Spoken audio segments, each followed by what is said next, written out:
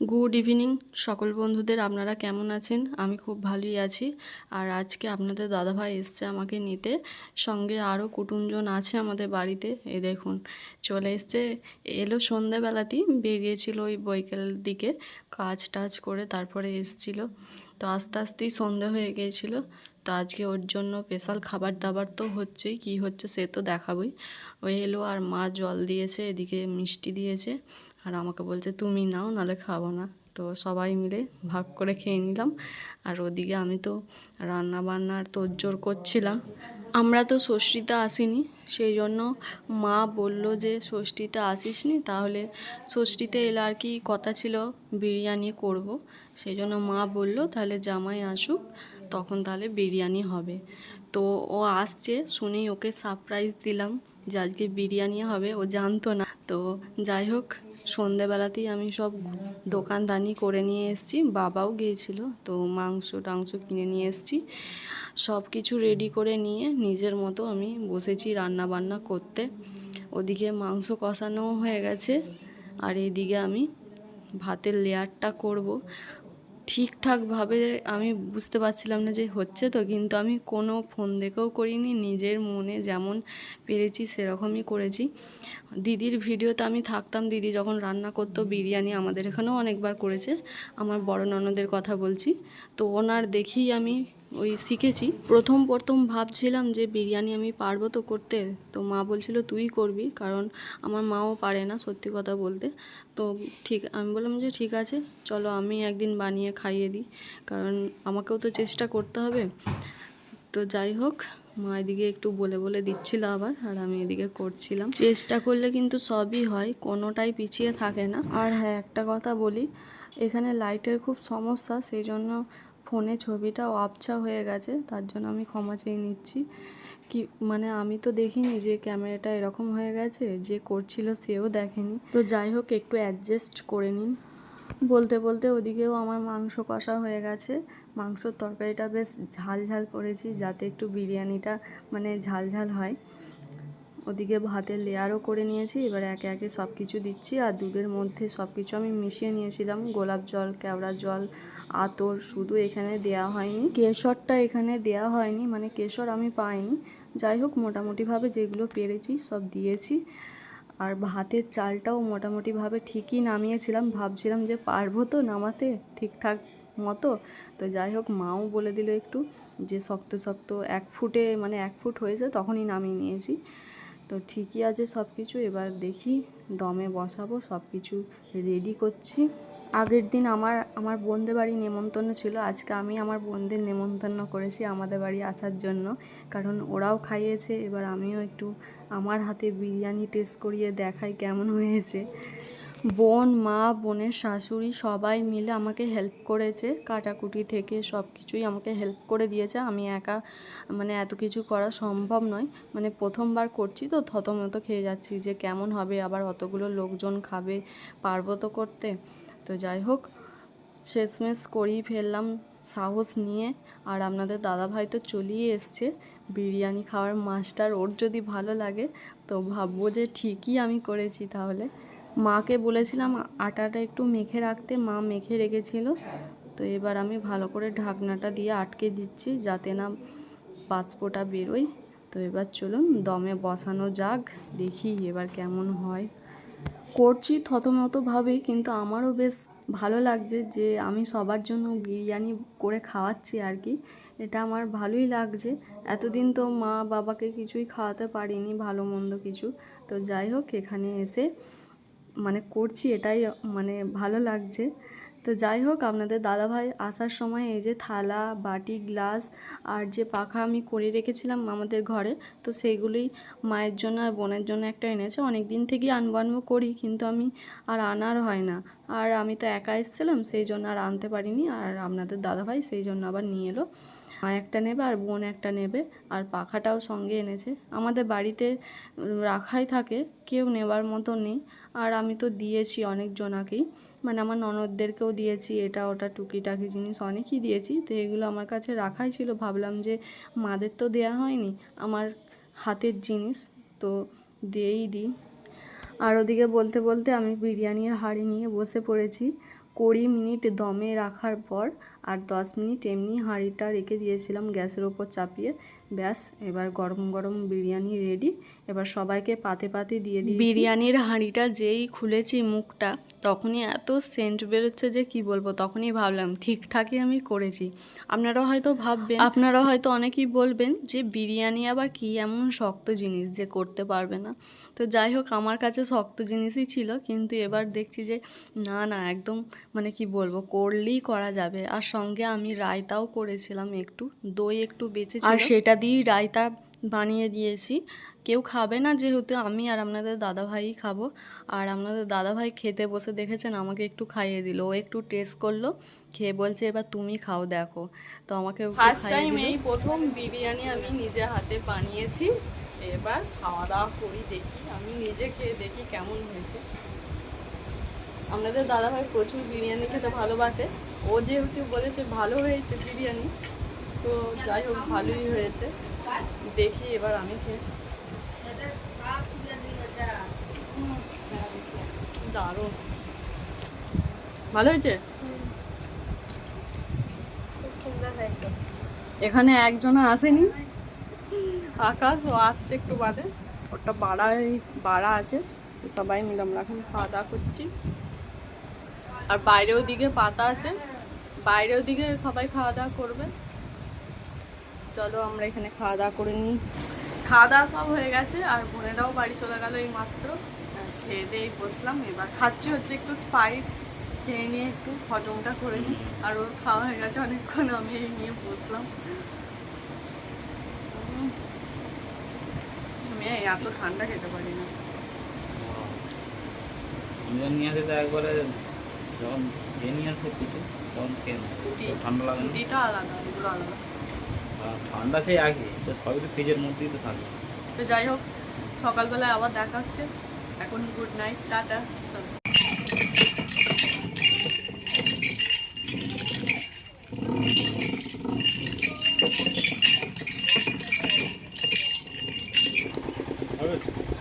হবে।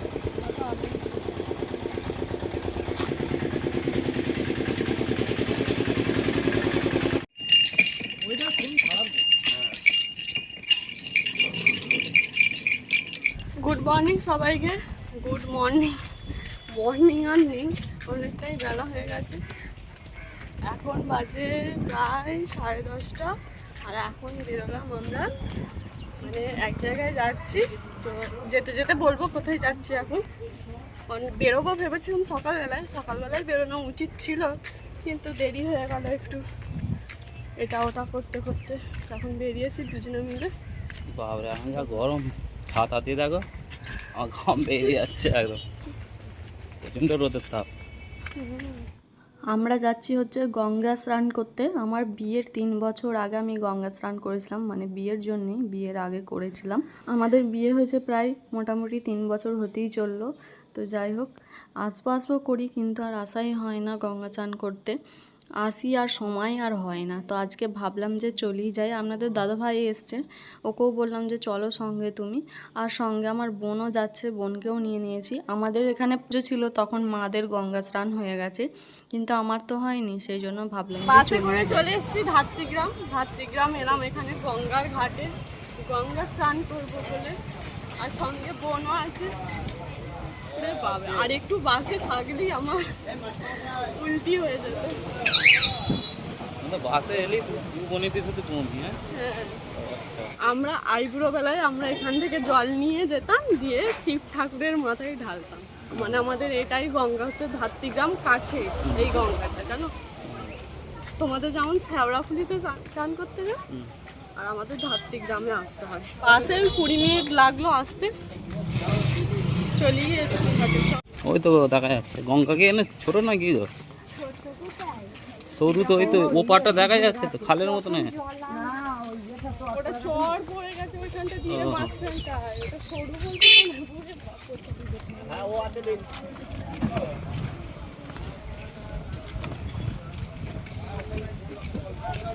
কেমন কতটা বলো। হ্যাঁ, না আমি চান করবো না। আমরা করে নিই, নাহলে ব্যাগপত্রগুলো কে ধরবে। যাও নদী দিন। আমি সেই আমার বিয়ের আগের দিন চান করতে, বিয়ের আগের দিন না শুধু বলা ভুল, বিয়ের আগে চান করতে এসেছিলাম গঙ্গাটার আগেই প্রথম আসছি বিয়ের পর। চলো 3 বছর হয়ে গেল।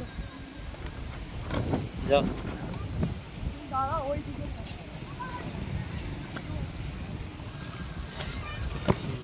গঙ্গা স্নান করতে এসে দেখছি গঙ্গায় জলই নেই, পুরো জল নেমে গেছে নিচের দিকে। আর ওই যে দেখছেন পার মতো হয়ে আছে, ওটা হচ্ছে চর পড়ে ওরকম হয়ে গেছে। সবাই ওইখানে চাষ করেছে, পাট চাষ হয়েছে, পাট চাষ করেছে, এখানটা পুরো চর পড়ে গেছে। ও পাড়টা দেখাই যাচ্ছে না, মনে হচ্ছে ওটাই পার। তো এইদিকে আছে এখনও গঙ্গাটা এরকম ছোটোখাটো মনে হচ্ছে, কিন্তু অনেকটাই চওড়া, তো যার জন্যে চরের জন্য এরকম লাগছে।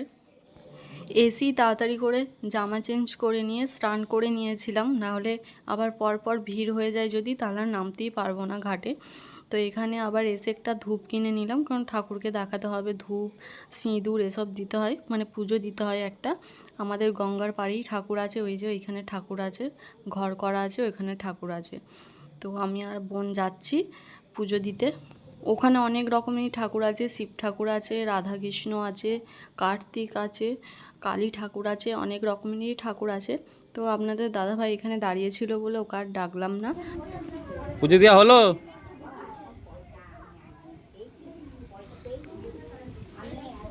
কমপ্লিট?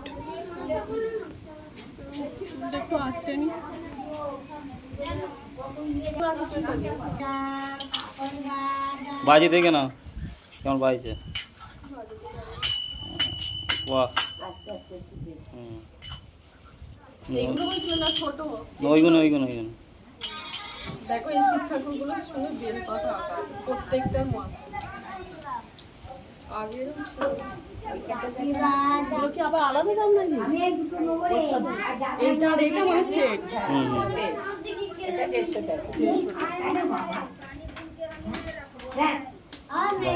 পছন্দ তো? আমার কত, হ্যাঁ, তোমার তো মহাদেবকে বেশি ভালোবাসা দেখেছি। আমাদের এখানে শিব ঠাকুর আছে। চলো আমি করতে পারলাম। এই যে এই সাপটা আলাদা দাম, মানে এই সেটটা একটা দাম, সাপটা আলাদা। আমি বলছি এই সাপটা ভালো লাগে। চলো। মানে অনেকও ছিল, তার মধ্যে এটাই পছন্দ হয়েছে। সামনে শ্রাবণ মাস, জল ঢালবো প্রত্যেকদিন, ভালোই হলো, মনে পড়ে গেল। শ্রাবণ মাসে অতটুকু যেতে হবে না, বাড়িতেই জল দেবো।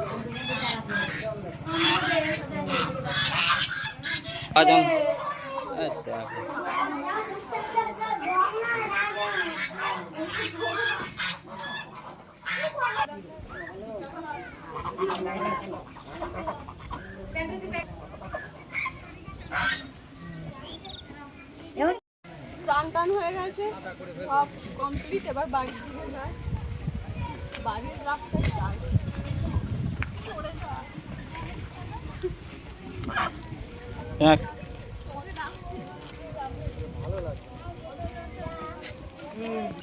কি গো? চলো বাইরের দিকে, হ্যাঁ বাইরের দিকে দেখি চলো। বাইরের দিকে চলো। একবার রোদ উঠছে, একবার ছাঁ পড়ছে, এটাই তো আবহাওয়া। এত গরম করছে যে কি বলবো। আবার রাস্তার মাঝখানে দাঁড়িয়ে আইসক্রিম কিনলাম। আমি নিয়েছি কুলফি আইসক্রিম, আর এই যে এরা দুজনে নিয়েছে কর্ণাটক। বাবারে কর্নাটা এই যে আমার কাছে আছে, অলরেডি ছিঁড়ে ফেলেছে।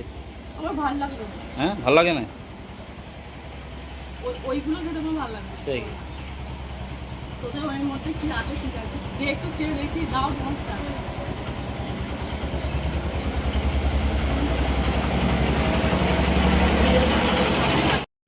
খিদে পেয়ে গেছে, ছেঁড়া পরোটা খেতে এলাম। প্রচুর খিদে পেয়েছে। তা অর্ডার তো দিয়েছো? আসছে। আমার বোন কিছু খেতেই চাইছে না, ওইখানে বসে আছে। আমার তো প্রচন্ড খিদের পেয়েছে। সেই সকালে দুটো করে সকালবেলা দুটো মুড়ি খেয়ে চলো হতে গেছে।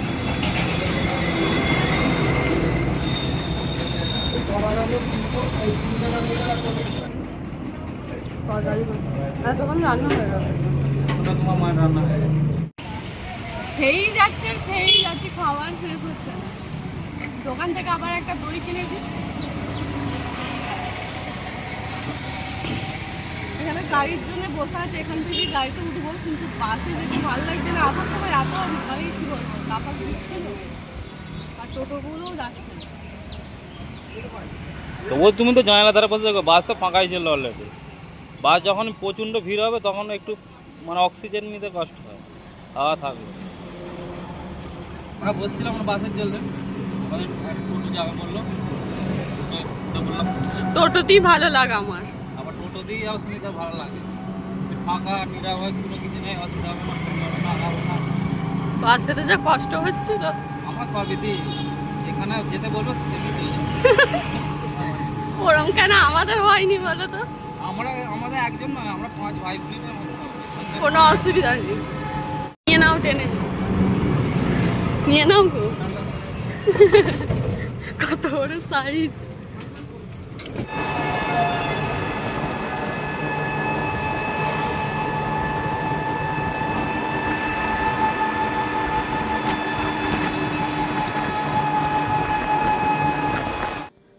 বোনেদের বাড়ির কাছাকাছি চলে এসেছি, সেই জন্য বোনকে এখানে নামিয়ে দিলাম। ও এইটুকু রাস্তা হেঁটে চলে যাবে, তাহলেই ওদের বাড়ি। আর আমরা ওদিকে বোন ওদিকে নেমে পড়লো ওদের বাড়ির কাছে, আর আমরা এখানে নেমে পড়লাম ঘটকপাড়া মোড়ে। এবার হেঁটে হেঁটে যাই। একদিকে মেঘলা করেছে, দেখো আকাশটা মেঘ রয়েছে, ভালো, আর একদিকে রোদ ভালো দিয়েছে। হালকা রোদ, আর এত হাওয়া দিচ্ছে কি বলবো, ভালো লাগছে। চলো, ওদের সারা আছে ঘুমে কি ঘুমিয়ে আমরা কোনোদিন আর ঘুম হয় না আমাদের, হয় না, অনেকজন ঘুম হয়। টোটোতে বসলে ঘুম ধরে যাবে। তাই তো, হাওয়া তো যাই, বাড়ি থেকে আবার খাওয়া দাওয়া করতে হবে, খিদেও পেয়েছি। এই তো খেলাম, ভুলে গেছিলাম। এই খেলে হয়ে গেল, হজম হয়ে গেছে আস্তে আস্তে টোটাই। চলো, হাত পা ধুয়েই বাড়ি এসে আগে খেতে বসে পড়েছি, প্রচুর খিদে পেয়ে গেছিলো। আর আজকে মা তরকারি করেছে, ডাল, আলু পোস্ত, মাছের ঝাল, ব্যাস এই তরকারির দুপুরের। আর দুপুরে খাওয়া দাওয়ার পর একটু শুয়েছিলাম, তারপরেই দেখছি প্রচণ্ড বৃষ্টি হয়েছে, একদম জল জমে গেছে আমাদের উঠোনে, এখনও বৃষ্টি গুড়ি গুড়ি। ওদিকে ঠান্ডা ঠান্ডা ওয়েদার, বেশ বৃষ্টি পড়ছে। আর এদিকে আমি একটু পাঁপড় ভেজেছি, পাঁপড় ভাজা, চা মা করে দিয়েছে। তো চা, পাঁপড় ভাজা সবাই মিলে খাচ্ছি বসে বসে। বিকেলবেলা কোথাও বেরোবো ভাবলাম, আর বেরোনো গেল না। তো যাই হোক, বাড়িতে বসেই খাওয়া দাওয়া চলুক আমাদের। আর এখানেই ব্লগটা শেষ করছি, সবাই ভালো থাকবেন, টাটা।